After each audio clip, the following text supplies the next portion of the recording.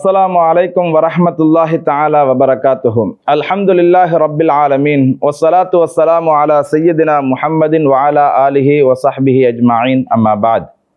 அல் கௌசியா மீடியாவினூடாக அறிவின் வெளிச்சம் என்ற நிகழ்ச்சியினூடாக உங்களை சந்திப்பதில் பெருமகிழ்ச்சி அடைகின்றேன்.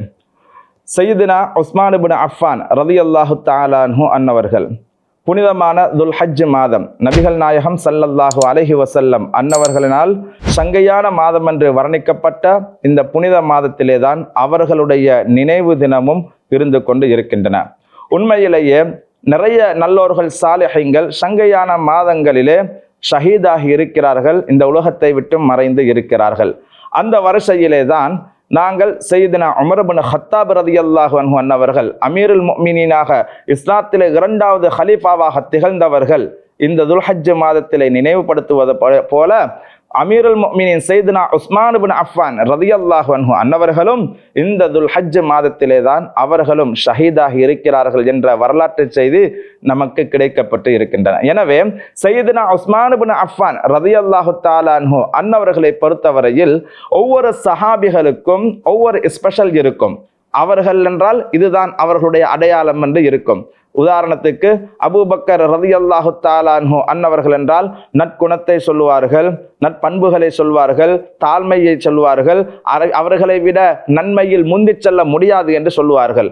உமர் இப்னு ஹத்தாப் ரலியல்லாஹு அன்ஹு அன்னவர்கள் என்றால் நீதிக்கு பெயர் போனவர்கள். சய்யிதுனா அலி இப்னு அபீ தாலிப் ரலியல்லாஹு தஆலா அன்ஹுமா என்றால் அலி வீரத்துக்கு பொறுப்பானவர்கள் என்று சொல்வார்கள். அபூ ஹுரைரா ரலியல்லாஹு அன்ஹு என்றால் உடனே ஹதீஸ் கலையிலே மிக பெரும் ஆற்றல் பெற்றவர்கள் என்று சொல்வார்கள். இப்படி ஒவ்வொரு சஹாபிகளுக்கு என்றும் தனிப்பெரும் சிறப்பும் தனிப்பெரும் ஒரு பெயரும் அவர்களுக்கென்று பொதிந்து இருக்கும்.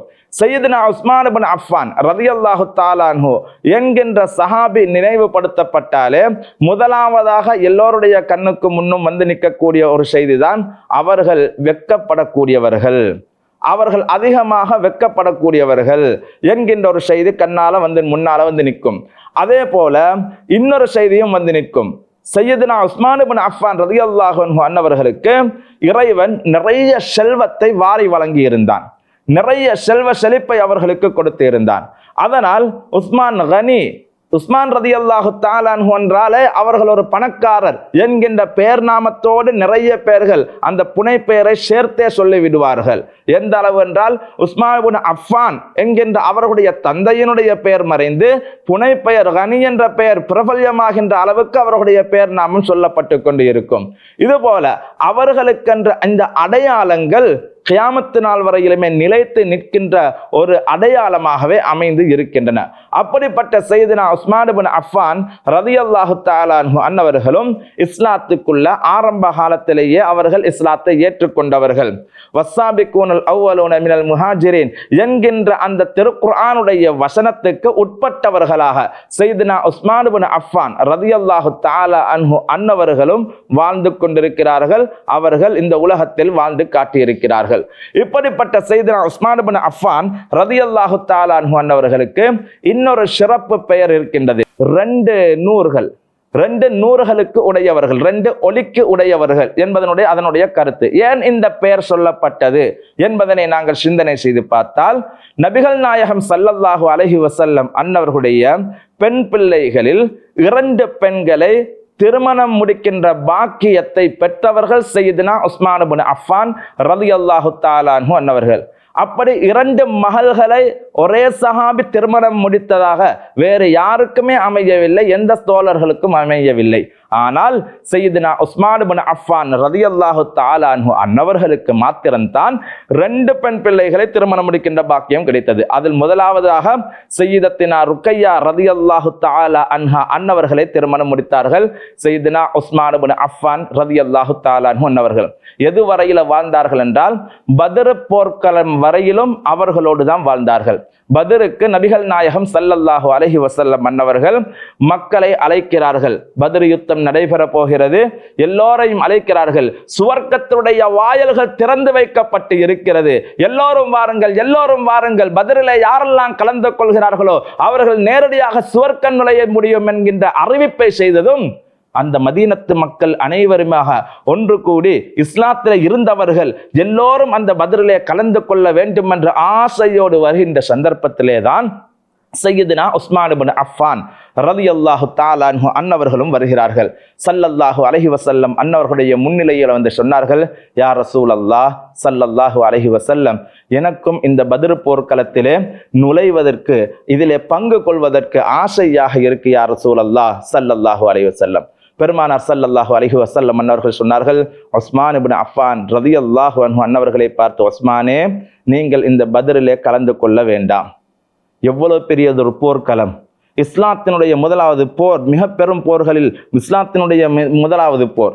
அப்படிப்பட்ட அந்த போரில் கலந்து கொள்ளுகின்ற வாய்ப்பை நபிகள் நாயகம் ஸல்லல்லாஹு அலைஹி வஸல்லம் அன்னவர்கள் சொல்கிறார்கள், உஸ்மானே, நீங்கள் கலந்து கொள்ள வேண்டாம். ஏன் யா ரசூலல்லாஹ்? உங்களுடைய மனைவி சையதத்தினா ருக்கையா ரலியல்லாஹு தஆலா அன்ஹா அன்னவர்கள் தற்பொழுது சுகஈனமாக இருக்கிறாங்க, அவங்க சோமில்லாம இருக்கிறாங்க. இந்த நிலையில நீங்க உங்க மனைவியை விட்டுட்டு பத்ரில வந்து கலந்து கொள்ள வானம் என்றாங்க. எவ்வளவு பெரிய ஒரு வார்த்தை என்று பாருங்கள். நாங்கள் சிந்திக்க கடமைப்பட்டு இருக்கிறோம் இந்த ஒரு விஷயத்திலே. ஏன் காரணம் என்று சொன்னால், நபிகள் நாயகம் ஸல்லல்லாஹு அலைஹி வஸல்லம் அன்னவர்கள் எப்படி நமக்கு கற்றுத்தருகிறார்கள், உன் மனைவி சுகஈனமாக இருந்தால், உன் மனைவிக்கு உடம்புக்கு இயலாமல் இருந்தால், நீங்கள் அல்லாஹ்வினுடைய பாதையில கூட செல்லக்கூடாது. அந்த நேரத்தில் நீங்கள் மனைவிக்கு பணிவிடை செய்ய வேண்டும் என்கிறது இஸ்லாம். அந்த நேரத்தில் மனைவியை கவனிக்க வேண்டும் என்கிறது இஸ்லாம். இப்படிப்பட்ட ஒரு நற்சிந்தனையை, ஒரு அழகிய போதனையை நமக்கு கற்றுத்தந்தவர்கள் தான் நபிகள் நாயகம் ஸல்லல்லாஹு அலைஹி வஸல்லம் அன்னவர்கள். எனவே சையதுனா உஸ்மான் இப்னு அஃபான் ரலியல்லாஹு அன்ஹு அன்னவர்கள் கவலையாக அமர்ந்திருக்கின்ற பொழுது பெருமானார் ஸல்லல்லாஹு அலைஹி வஸல்லம் அவர்கள் சொன்னார்கள், உஸ்மானே, நீங்கள் பத்ர் போர்க்களத்தில் கலந்து கொள்ளவில்லை என்றாலும் கூட நீங்கள் பத்ரிலே கலந்து கொண்டவராகவே உங்களை கணக்கெடுக்கப்படும் என்றார்கள் நபிகள் நாயகம் ஸல்லல்லாஹு அலைஹி வஸல்லம் அன்னவர்கள். ஸல்லல்லாஹு அலைஹி வஸல்லம் அன்னவர்கள் சொன்னார்கள், நீங்கள் தைரியமாக சென்று உங்களுடைய மனைவிக்கு பணிவிடை செய்து கொண்டிருங்கள். அவர்கள் சுகைனமாக இருக்கிறார்கள், பக்கத்திலே நீங்கள் அமர்ந்து அவர்களுக்கு தேவையான விஷயங்களை செய்து கொடுத்து கொண்டு இருங்கள் என்றார்கள் நபிகள் நாயகம் ஸல்லல்லாஹு அலைஹி வஸல்லம் அன்னவர்கள். பத்ருக்களம் முடிவடைகிறது. பத்ரிலே வெற்றி செய்தி மதீனாவுக்கு போய் சேருவதுகின்ற அந்த சந்தர்ப்பத்திலே தான் சையதத்தினா ருக்கையா ரலியல்லாஹு தஆலா அன்ஹா அன்னவர்கள் இந்த உலகத்தை விட்டு மறைந்துகிறார்கள். அவர்கள் வஃபாத்து செய்தி பெருமானார் ஸல்லல்லாஹு அலைஹி வஸல்லம் அன்னவர்களுடைய காதுகளுக்கு எட்டுகிறது. ஸல்லல்லாஹு அலைஹி வஸல்லம் அன்னவர்கள் வருகின்ற பொழுது சையதுனா உஸ்மான் இப்னு அஃபான் ரலியல்லாஹு அன்ஹு அன்னவர்கள் கவலை தோய்ந்த முகத்துடன் தன்னுடைய அன்பு மனைவி சையதத்தினா ருக்கையா ரலியல்லாஹு அன்ஹா அன்னவர்களை கஃனிட்டு வைத்து இருக்கின்றார்கள். பெருமானார் ஸல்லல்லாஹு அலைஹி வஸல்லம் அன்னவர்கள் சையதுனா உஸ்மான் இப்னு அஃபான் ரலியல்லாஹு தஆலா அன்ஹு அன்னவர்களுடைய கவலையை சரி செய்கின்ற விதமாக அவர்கள் என்ன செய்தார்கள் தெரியுமா? சில நாட்களுக்கு பின்பதாக அவர்களுடைய இன்னொரு மகளாகிய சையதத்தினா உம்மு குல்சூம் ரலியல்லாஹு தஆலா அன்ஹா அன்னவர்களை திருமணம் முடித்து கொடுக்கிறார்கள். நபிகள் நாயகம் ஸல்லல்லாஹு அலைஹி வஸல்லம் அன்னவர்களுடைய அன்பு மகளாராகிய சையதத்தினா ருக்கையா ரலியல்லாஹு அன்ஹா, சையதத்தினா உம்மு குல்சூம் ரலியல்லாஹு தஆலா அன்ஹா, இந்த இரண்டு பேர்களையும் திருமணம் முடித்த ஒரே சஹாபி சையதுனா உஸ்மான் இப்னு அஃபான் ரலியல்லாஹு தஆலா அன்ஹு அன்னவர்களாக இருந்து கொண்டிருக்கிறார்கள். இந்த சிறப்பு அதனால் துன்னூரைன் என்கின்ற பெயரை கொண்டு, சிறப்பு பெயரை கொண்டு அவர்களுக்கு அழைக்கப்படுகின்றார்கள். நபிகள் நாயகம் ஸல்லல்லாஹு அலைஹி வஸல்லம் அன்னவர்கள் அவர்களுடைய வெட்கத்தை பற்றி மலக்குமார்களே வியந்து போகுவார்களாம். அந்த அளவு ஸல்லல்லாஹு அலைஹி வஸல்லம் அன்னவர்கள் சொல்வார்கள். பெருமானார் ஸல்லல்லாஹு அலைஹி வஸல்லம் அன்னவர்கள் ஒரு நாள் வீட்டுக்குள்ள அமர்ந்திருக்கிறார்கள். சாதாரணமாக பெருமானார் ஸல்லல்லாஹு அலைஹி வஸல்லம் அவர்கள் அமர்ந்திருக்கின்ற பொழுது அவர்களுடைய ஆடை கொஞ்சம் தூக்கலாக இருந்திருக்கு.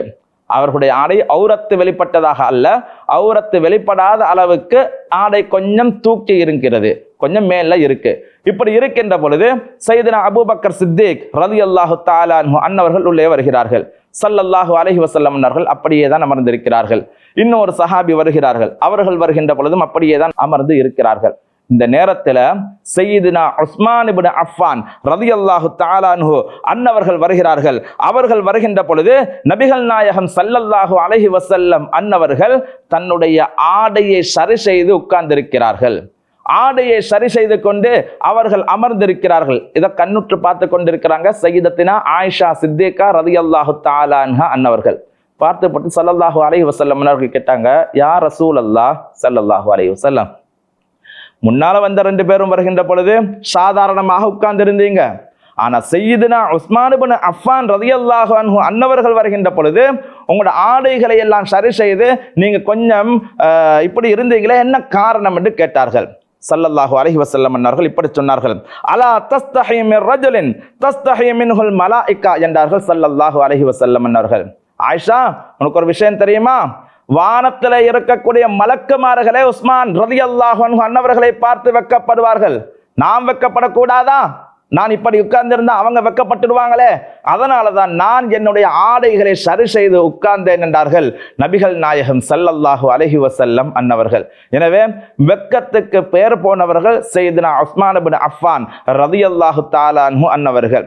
இன்னொன்று சொல்வதாக இருந்தால் நபிகள் நாயகம் ஸல்லல்லாஹு அலைஹி வஸல்லம் அன்னவர்கள் உஸ்மான் இப்னு அஃபான் ரலியல்லாஹு தஆலா அன்ஹு அன்னவர்களுடைய ஷஹாதத்தை, அவர்கள் இந்த உலகத்தை விட்டு மறைகின்ற பொழுது அவர்கள் ஷஹீதாகத்தான் வஃபாத்தாகுவார்கள் என்பதை முன்னறிவிப்பாகவே சொல்லிவிட்டார்கள். உஹது மலையில் நபிகள் நாயகம் ஸல்லல்லாஹு அலைஹி வஸல்லம் அவர்கள் இருக்கிறார்கள். சையதுனா அபூபக்கர் சித்திக் ரலியல்லாஹு அன்ஹு அவர்கள் இருக்கிறார்கள். சையதுனா உஸ்மான் இப்னு அஃபான், சையதுனா உமர் இப்னு கத்தாப் ரலியல்லாஹு தஆலா அன்ஹு அன்னவர்கள் இருக்கிறார்கள். மலை குலுங்கி ஆடுகிறது. ஏன் ஆடிச்சு?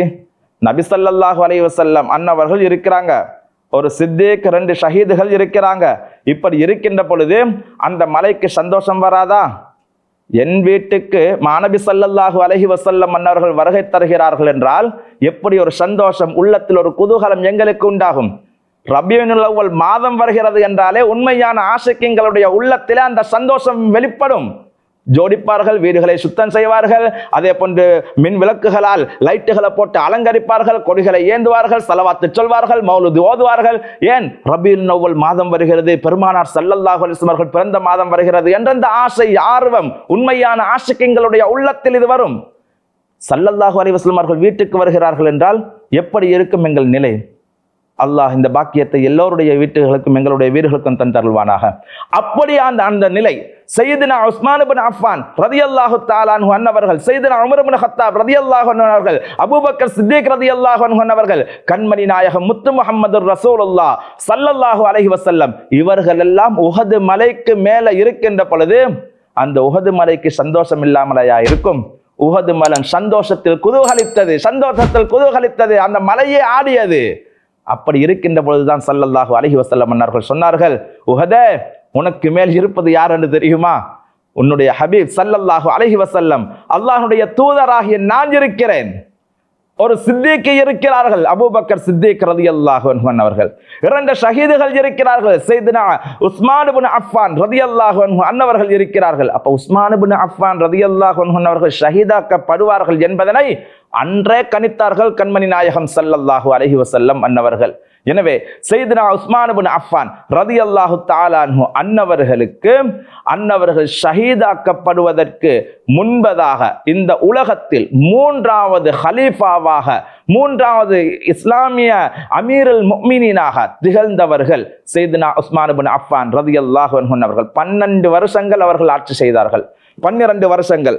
அந்த 12 வருஷங்கள்ல 6 வருஷம் நிம்மதியாக சந்தோஷமாக போயிட்டு, அடுத்த 6 வருஷம் முனாஃபிக்குகள் நிறைய விஷயங்களை, அவர்களுடைய விஷயத்திலே முனாஃபிக்குகள் இங்கும் அங்குமாக 2 பக்கமாக மூட்டிவிட்டு அவர்களுடைய ஆட்சியை குழப்புவதற்காக வேண்டி ஆட்சியை குழப்பிக்கொண்டே இருந்தார்கள். இப்படி ஒரு நிலை கடைசி 6 வருஷம் இருந்தது. ஆனால் இதற்கிடையில் நிறைய சாதனைகளை படைத்தவர்கள் சையதுனா உஸ்மான் இப்னு அஃபான் ரலியல்லாஹு அன்ஹு அவர்கள். நாங்க இன்றைக்கு குர்ஆன் வச்சிருக்கிறோம் இல்லையா கையில, 30 ஜுசுக்கள். இந்த குர்ஆன் எப்பொழுது வந்தது தெரியுமா? ஹுதைஃபா ரலியல்லாஹு தஆலா அன்ஹு அவர்கள் பல நாடுகளுக்கு இஸ்லாத்தை பற்றி சொல்வதற்காக வேண்டி இஸ்லாமிய மார்க்கத்தை கொண்டு சென்றார்கள். அவர்கள் சஹாபி இல்லையா? போகின்ற பொழுதெல்லாம் பார்த்தார்கள் மக்கள் ஒவ்வொரு விதமாக குர்ஆனை ஓதிக் கொண்டிருக்கிறார்கள். இந்த சந்தர்ப்பத்தில் எப்படி இந்த மக்களுக்கு உண்மையான சரியான குர்ஆனை நாங்கள் கையில கொடுக்க வேண்டும் என்று அவர்களுடைய உள்ளத்தில் தோன்றுகிறது. நேராக வருகிறார்கள் அமீருல் முஃமினீன் சையதுனா உஸ்மான் இப்னு அஃபான் ரலியல்லாஹு தஆலா அன்ஹு அவர்களிடத்துல. உஸ்மான் ரலியல்லாஹு அன்ஹு பார்த்து சொன்னார்கள், நாம் போன இடமெல்லாம் மக்கள் குர்ஆனை ஒவ்வொரு விதமாக ஓதிக்கொண்டிருக்கிறார்கள். இவர்களுக்கு சரியான குர்ஆனை நாங்கள் முழுமையாக கொடுக்க வேண்டும், அதற்கான ஏற்பாடுகளை செய்யுங்கள் என்றார்கள். உடனே சையதுனா உஸ்மான் இப்னு அஃபான் ரலியல்லாஹு தஆலா அன்ஹு அவர்கள் சொன்னார்கள், சையதுனா உமர் இப்னு கத்தாப் ரலியல்லாஹு அன்ஹு அவர்களுடைய மகளார் ஹப்ஸா நாயகி ரலியல்லாஹு அன்ஹா அன்னவர்களிடத்தில் ஒரு குர்ஆன் இருந்தது.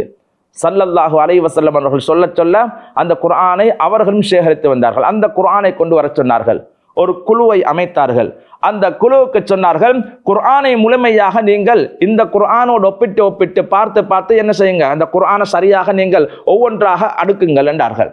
ஒவ்வொரு ஜுசுக்களும் ஒவ்வொரு சூறாக்களும் அலிஃப் லாம் மீமிலிருந்து சூரத்துல் ஃபாத்திஹாவிலிருந்து இன்றைக்கு இருக்கக்கூடிய மினல் ஜன்னத்தி வன்னாஸ் என்கின்ற வரைக்கும் அந்த குர்ஆனை முழுமையான முறையில செய்து முடித்தார்கள். சையதுனா உஸ்மான் இப்னு அஃபான் ரலியல்லாஹு தஆலா அன்ஹு அன்னவர்களுடைய காலத்தில தான் இந்த சாதனை நிகழ்த்தப்பட்டது. இன்றும் எங்களுடைய குர்ஆன் கையில இருக்கக்கூடிய குர்ஆன் அவர்களுடைய அந்த ஆலோசனையின்படி, அவர்களுடைய அந்த திட்டத்தின்படி, அவர்களுடைய ஆட்சியிலே சொல்லப்பட்ட, செய்யப்பட்ட, கொடுக்கப்பட்ட குர்ஆன் தான் இன்று எங்களுடைய கையில இருந்து கொண்டு இருக்கிறது. எனவே இந்த சாதனையை செய்தவர்கள் சையதுனா உஸ்மான் இப்னு அஃபான் ரலியல்லாஹு தஆலா அன்ஹு அன்னவர்கள். அதே போன்று மதீனாவிலே மக்களுக்கு தண்ணீர் பஞ்சமாக இருக்கின்ற நேரத்தில் பி'r ரூமா என்று சொல்லக்கூடிய அந்த கிணற்றை தன்னுடைய சொந்த காசினால் கணக்கு பார்க்காமல் அவர்கள் வாங்கி கொடுத்த வரலாறு இன்றும் அந்த மதீனாவிலே அந்த கிணறு ஷாஹிதாக இருந்து கொண்டு இருக்கிறது.